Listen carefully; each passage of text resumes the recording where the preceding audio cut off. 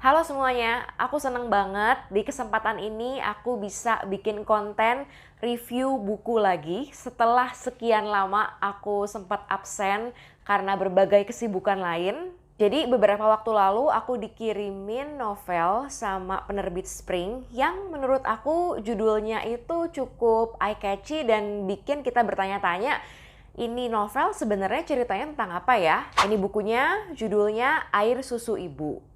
Jadi novel ini aslinya adalah terjemahan dari bahasa Inggris yang diterjemahkan dari bahasa aslinya yaitu bahasa Latvia. Kalau versi bahasa Inggrisnya berjudul Latvian Milk. Jadi buku ini adalah sebuah buku historical fiction atau fiksi sejarah yang berlatar belakang di negara yang bisa dibilang kurang populer ya di sini, yaitu Latvia. Aku sendiri nggak punya pengetahuan apa-apa soal negara Latvia sebelum baca buku ini.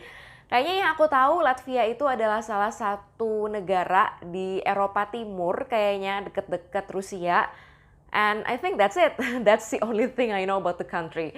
Dan aku seneng banget dikirimin buku ini. Aku jadi dapat kesempatan untuk tahu lebih lanjut tentang Latvia dan bisa memperkaya referensi bacaan aku. Novel ini menceritakan tentang sepasang ibu dan anak yang sama sekali nggak pernah disebutkan namanya di sepanjang cerita. Yang kita tahu dari cerita ini, mereka jelas tinggal di Latvia dan latar waktu yang diambil buku ini adalah dari tahun 1969 sampai tahun 1989. Di mana di masa-masa itu Latvia sedang berada di bawah penjajahan Uni Soviet. Sang ibu adalah seorang dokter kandungan yang sebenarnya cerdas banget dan berbakat banget dalam bidang ilmunya. Tapi sayangnya ia benar-benar benci sama hidupnya dan dia tuh kayak selalu seolah-olah marah sama seisi dunia. Ia juga sering bertindak tanpa berpikir panjang dan impulsif banget. Dan itulah yang membuat si tokoh ibu ini terjebak dalam masalah sampai akhirnya dia harus diasingkan ke sebuah desa kecil di Latvia. Di sana ia menghabiskan waktu berdua bersama putrinya sambil bekerja di sebuah klinik rawat jalan kecil. Dibandingkan dengan tokoh ibu, tokoh anaknya di sini, tokoh putrinya ini benar-benar jauh lebih normal, lebih ceria. Dan si anak ini dari kecil hingga dewasa dia tumbuh dengan kasih sayang kakek neneknya. Karena ibunya sendiri ini tuh kayak antara mau nggak mau gitu mengurus putrinya. Bahkan di narasi-narasi awal buku ini, putrinya itu cerita waktu dia baru lahir, ibunya itu pergi ninggalin putrinya selama 5 hari. Dia nggak mau ngasih putrinya itu ASI karena bagi ibunya ASInya itu pahit. Dan memberikan ASI yang pahit itu seperti memberikan kehidupan yang pahit pada putrinya. Makanya ibunya sengaja nggak mau ngasih ASI, ibunya pergi selama 5 hari sampai ASInya mampet. Narasi dari buku ini disampaikan dalam 2 POV, yaitu POV anak dan POV ibu. Dan sepanjang mengikuti cerita buku ini, si tokoh putri ini, tokoh anak ini tuh jauh lebih banyak mengurus ibunya. Instead of her mom taking care of her as it's supposed to be.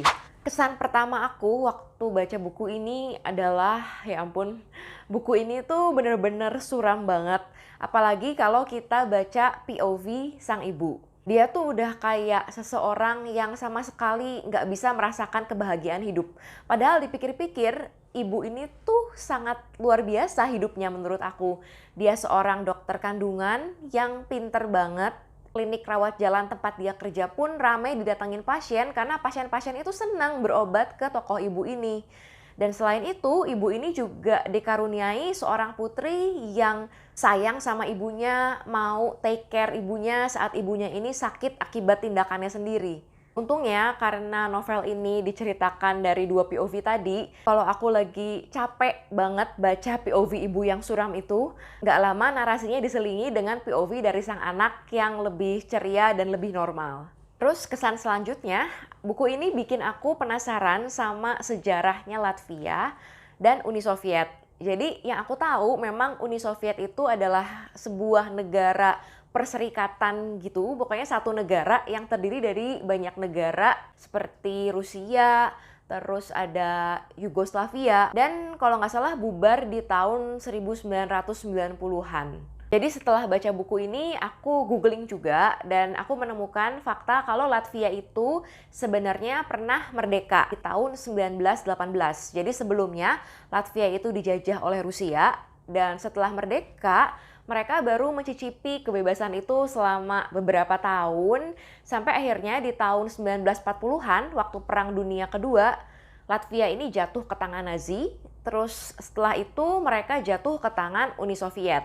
Terus setelah itu aku baca ulang lagi buku ini dan aku ngeliat kalau sang tokoh ibu itu lahir di masa peralihan antara kekuasaan Nazi dan Uni Soviet. Sang nenek, yaitu ibunya ibu ini tuh udah pernah merasakan kemerdekaan, kebebasan waktu Latvia itu bebas dari Rusia. Sedangkan sang putri itu lahir saat Latvia udah dijajah oleh Uni Soviet. Jadi aku rasa waktu mereka dilahirkan itu sangat mempengaruhi karakter tokoh-tokoh di sini. Sang ibu seringkali digambarkan sangat merindukan kebebasan. Mungkin karena waktu dia lahir di gejolak peralihan kekuasaan antara Nazi ke Uni Soviet itu, ibunya ini pernah mengalami peristiwa nggak mengenakan, yaitu ayah kandungnya menghilang sebagai salah satu dampak dari situasi yang kurang damai saat itu. Sedangkan sang anak yang lahir waktu masa-masa lebih stabil itu sama sekali nggak punya bayangan tentang gimana perjuangan mendapatkan kemerdekaan dan ya dia lebih bisa menerima status quo Latvia yang waktu itu ada di bawah pemerintahan Uni Soviet. Dan ironisnya, meskipun si ibu ini seringkali berkata ke anaknya kalau anaknya ini tuh nggak bebas, kalau pemikiran anaknya ini dikungkung oleh Uni Soviet, kalau mereka ini tuh diinjak-injak sama Uni Soviet. Tapi sepanjang aku baca buku ini, menurut aku tokoh yang paling terbelenggu, yang paling nggak bisa merasakan kebebasan adalah sang ibu itu sendiri. Karena dia itu terbelenggu sama pemikirannya sendiri, terbelenggu sama kebenciannya sendiri, terbelenggu sama kondisi mentalnya sendiri.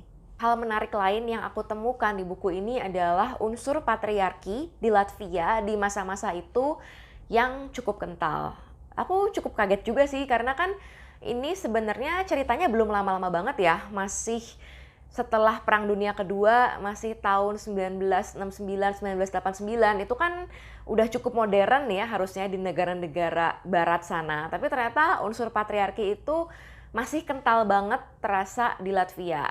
Terus selain bikin aku penasaran sama sejarah kemerdekaan Latvia, aku juga baru tahu ada peristiwa-peristiwa sejarah yang sungguhan terjadi karena baca itu di buku ini. Salah satunya adalah Jalur Baltik. Ini, Jalur Baltik itu adalah semacam demonstrasi politik yang bersifat damai yang terjadi pada 23 Agustus 1989, di mana 2 juta orang itu saling berpegangan tangan membentuk rantai manusia yang terentang sejauh 600 km. Jadi panjang banget sampai melewati 3 negara, yaitu Estonia, Latvia, dan Lituania yang waktu itu merupakan bagian dari Uni Soviet.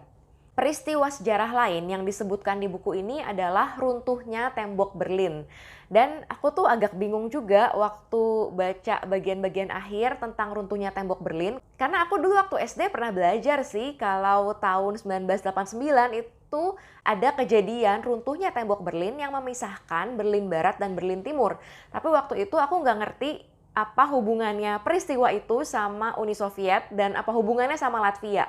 Nah, gara-gara baca buku ini aku jadi googling lagi tentang runtuhnya tembok Berlin itu dan wow, pokoknya banyak banget fakta-fakta sejarah yang aku baru gali lagi gara-gara baca buku ini. And for me it's a very interesting read yang bikin kita bisa melihat sejarah kita itu bukan sebagai sesuatu yang membosankan.